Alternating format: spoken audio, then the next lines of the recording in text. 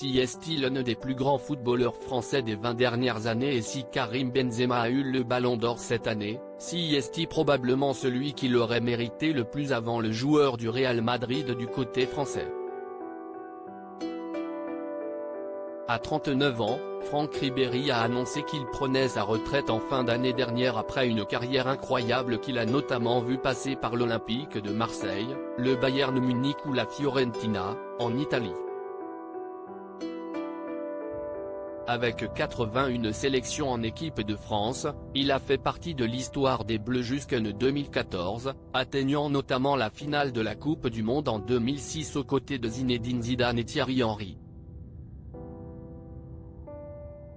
Plutôt discret sur sa vie privée, Franck Ribéry est en couple et marié depuis de longues années avec Wahibah. Ensemble, ils ont eu 5 enfants et si le footballeur est allé vivre en Italie, sa famille a choisi de rester à Munich où elle a ses attaches. L'ancien attaquant des Bleus est un petit gars du Nord, né à Boulogne-sur-Mer, pas de Calais, et qui a d'ailleurs été en cours avec une journaliste qui fait beaucoup parler d'elle actuellement.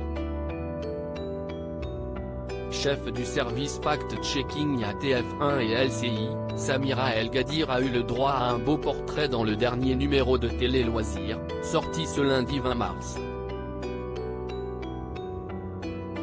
La journaliste, âgée de 38 ans, y parle de sa jeunesse, elle qui est fille d'un père ouvrier et d'une mère au foyer.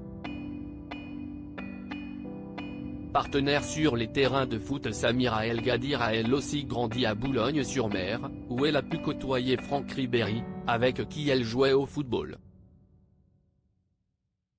Plutôt garçon manqué à l'époque, celle qui intervient les samedis soirs dans la rubrique Infox du JT d'Anne-Claire Coudray, est une amie d'enfance du champion et ils étaient notamment dans la même classe en 6e. Amis durant leur jeunesse, la journaliste et le footballeur vont s'éloigner lorsque ce dernier part en centre d'information.